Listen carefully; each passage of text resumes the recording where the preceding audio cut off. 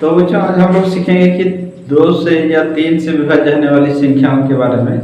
इसको हम जल्दी से जल्दी कितना जल्दी में इसको सलूशन दे सकते हैं, मतलब अगर कोई संख्या डिविजिबल है तो इसको कितना जल्दी से हम सलूशन कर सकते हैं, इसको आज हम लोग देखेंगे। ठीक है, तो यहाँ हम 2, 3, 4 से इस तरह से संख्याओं के एक एक संख्या को बारी बारी से आपके सामने रखेंगे और उससे संबंधित जो भी एग्जाम्पल्स बनेगा साथ साथ उसको हम यहाँ सॉल्व करके दिखाएंगे। तो आपसे रिक्वेस्ट ये है कि आप वीडियो के अंत तक बने रहें और सब कुछ बगैर स्किप किए देखें और आपको जरूर कुछ ना कुछ समझ में जरूर आएगा। ठीक है, तो नंबर का पहला स्टेप, पहला संख्या 2 है, तो इसको देखेंगे कि क्या 2 से कोई संख्या विभाज्य होगा कि नहीं। तो इसका क्या नियम है?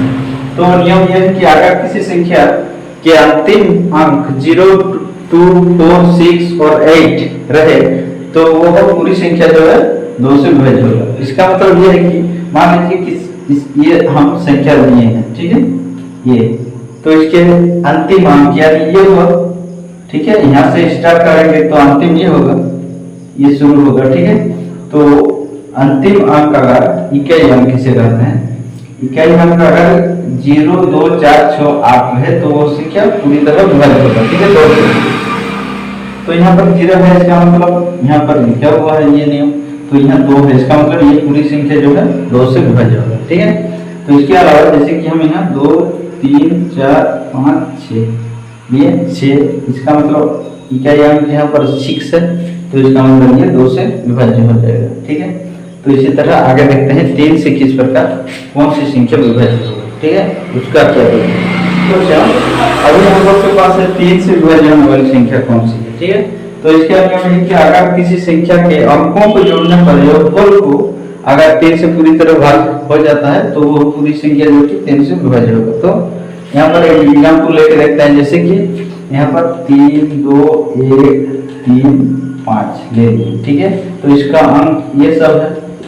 ठीक है, ये इसका अंक है, तो इसको जोड़ेंगे अगर 3 से वो पूरी तरह विभाज्य होगा तो वो संख्या ये संख्या 3 से पूरी तरह भाग हो गया। ठीक है, तो इसको हम देख के ही जोड़ कर सकते हैं, जैसे कि 3, 2, 5, 1, 6, 6, 9, 9, 5, 14, यानी 14 को जोड़ेंगे। जैसे कि हम अंकों को जोड़ के डिटेल से दिखा रहे हैं, जैसे कि 3 जोड़ 2 10, 3 5 जोड़ने पर 5, 6, 9, 5। तो इन सभी से इस संख्या के अंकों को जोड़ने पर 14 हुआ जो कि 3 से विभाज्य नहीं है। ठीक है, अतः ये संख्या 3 से विभाज्य नहीं होगा। ठीक है, 3 से विभाज्य नहीं होगा, इसका मतलब देख लीजिए, जैसे कि 3 से हम 14 का अगर डिवाइड करें तो 3, 4 में 12 आ जाएगा, अब 2 बच जाता है, इसका मतलब ये पूरी तरह से विभाज्य नहीं होगा। अब हम इसको और एक संख्या दूसरी संख्या लेकर रखते हैं जो कि 3 से विभाज्य होने वाला है, जैसे कि 2, 5, 2, 1 ये संख्या लिए हैं। अब इसको जांचेंगे कि ये संख्या 3 से पूरी तरह विभाज्य हो गई है, तो हम इसको देख कर भी बता सकते हैं और फिर ऐसे बता सकते हैं कि इसके अंकों को जोड़ेंगे। तो अब इसके अंकों को जोड़ते हैं, जैसे कि 2 + 5 + 2 + 2 + 1 सभी को जोड़ने पर 12 होगा। ठीक है, 7, 8, 9, 10, 11, 12। ठीक है, 12 होगा, जो कि 12 को अगर हम 3 से डिवाइड करें तो 3, 4 में 12 होगा। इसका मतलब ये 6 0 बज रहा, इसका मतलब ये पूरी तरह से भाग कर दिया इसको। उसका ये मतलब हुआ कि ये संख्या भी 3 से पूरी तरह विभाज्य होगी। तो ये हम 3 से जांचें कि कौन कौन सी संख्या 3 से विभाज्य हो सकता है। ठीक है, अगर आप देखना चाहते हैं कि ये संख्या 3 से विभाज्य होगा या नहीं तो आप देख सकते हैं, इसको डिवाइड करके बेशक होगा। ठीक है, आगे चलते। तो बच्चों अगला हम लोग का 4 से विभाज्य होने वाली संख्या है। तो इसका नियम है कि अगर किसी संख्या के अंतिम 2 अंक 4 से पूरी तरह विभाज्य हो जाता है तो वो पूरी संख्या 4 से विभाज्य होना अनिवार्य है। ठीक है, तो लास्ट का 2 अंक, ठीक है। जैसे कि मान लो ये हम दे दिए, कोई भी एक संख्या ले लिए, लास्ट में 4 का पहला ले लिए, ठीक है, 24, जो कि 2 अंक है और 4 से विभाज्य होगा। कैसे? 2 अंक 24 है, 4 से 4 छक्के 24 हुआ, 0 बचा। इसका मतलब ये 4 से विभाज्य है, तो ये पूरी संख्या जो है 4 से विभाज्य होना अनिवार्य है। आप देख सकते हैं भाग करके, ठीक है। अब चलते हैं आगे 5 से विभाज्य। अगला हम लोग का 5 से विभाज्य होने वाली संख्या, तो 5 से विभाज्य होने वाली संख्या को देखेंगे।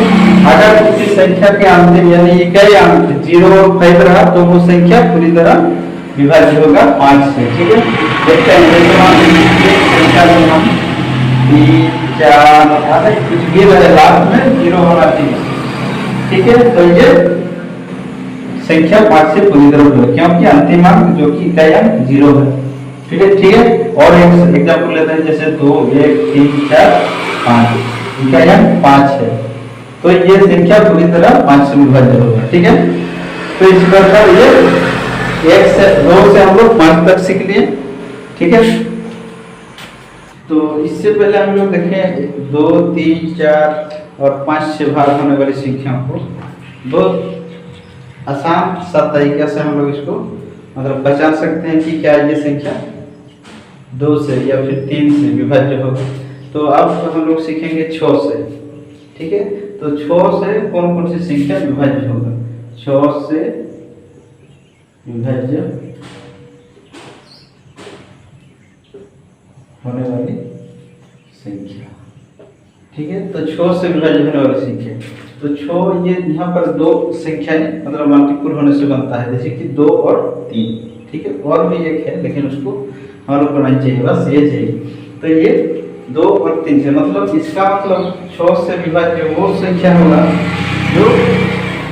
जो 2 और 3 से पूरी तरह विभाज्य हो जाएगा, ठीक है। तो इससे पहले हम लोग 2 और 3 का सीख चुके हैं, तो इसको भी आसानी से कर लेंगे। जैसे कि ये हम दे रहे हैं आपको ये संख्या, ठीक है। इसको देखेंगे, जैसे कि ये 2 से डिवाइड होगा कि नहीं। हम 2 का नियम किया जाता है, अगर किसी संख्या के लास्ट यानी क्या अंक अगर 0 2 4 6 8 में से कोई होगा तो वह 2 से विभाज्य होगा। तो यहाँ पर 6 है तो ये 2 से विभाज्य होगा, इसको हम जानते हैं। अब 3 का क्या रूप है, ठीक है। तो 3 का जैसे कि हम सभी को अंकों को जोड़ेंगे और जोगफल को 3 से डिवाइड करेंगे, वो अगर पूरी तरह से भाग चल गया 3 से तो ये संख्या 3 से पूरी संख्या विभाज्य होगा, ठीक है। तो इसको हम जोड़ के देखते हैं, जैसे कि 2 और 3 5, 5 और 6 से 11 बनता है 19, फिर 25, यानी 25 को 3 से डिवीजन नहीं होगा, ठीक है। तो ये संख्या 6 से भाग नहीं होगा, ठीक है। अगला हम लोग देखते हैं, फॉर एग्जांपल हमारे पास ये है 3126, ठीक है। अगला एग्जांपल हमारे पास ये है कि 3126, तो इसको भी हम लोग जांच करके देखेंगे क्या ये 2 से भाग गया या फिर 3 से डिवाइड होगा। अगर ये दोनों से हो गया तो फिर 6 से भी डिवाइड हो जाएगा, ठीक है। तो ये देखते हैं 2 का नियम कहता है कि अगर लास्ट में कोई सम अंक अर्थात 0 2 4 6 8 में से कोई रहा तो वो 2 से विभाज्य, अर्थात 2 से ये विभाज्य, क्योंकि लास्ट में 6 है, ठीक है। अब 3 का देखते हैं, अगर सभी अंकों को जोड़ने पर योगफल का अगर 3 से भाग गया तो गया, इसका मतलब यहाँ पर जोड़ने पर तो इन सभी संख्या के अंकों को जोड़ने पर यहाँ पर 12 हो रहा जो कि 3 से विभाज्य है, ठीक है। 3 से विभाज्य है मतलब ये पूरी संख्या जो है 3126 3 से भी विभाज्य होगा, इसका मतलब ये 6 से भी विभाज्य होगा, ठीक है। अभी अगला है हम लोग का 8 से विभाज्य होने वाली संख्या, ठीक है। तो 8 से भी उसी तरह जैसे कि इससे पहले 4 का हुआ था, 4 का क्या था, उसमें 2 डिजिट्स अंतिम आखिरी 2 डिजिट्स को अगर भाग चल गया 4 से तो वो पूरी संख्या जितना भी रहे वो 4 से विभाज्य होना अनिवार्य है, ठीक है। तो इसी तरह 4 भी 8 भी उसी तरह है, अगर किसी संख्या के अंतिम 3 अंकों को अगर डिवाइड हो गया तो वो पूरी संख्या 8 से विभाज्य होगी। जैसे कि हम एक संख्या लेते हैं,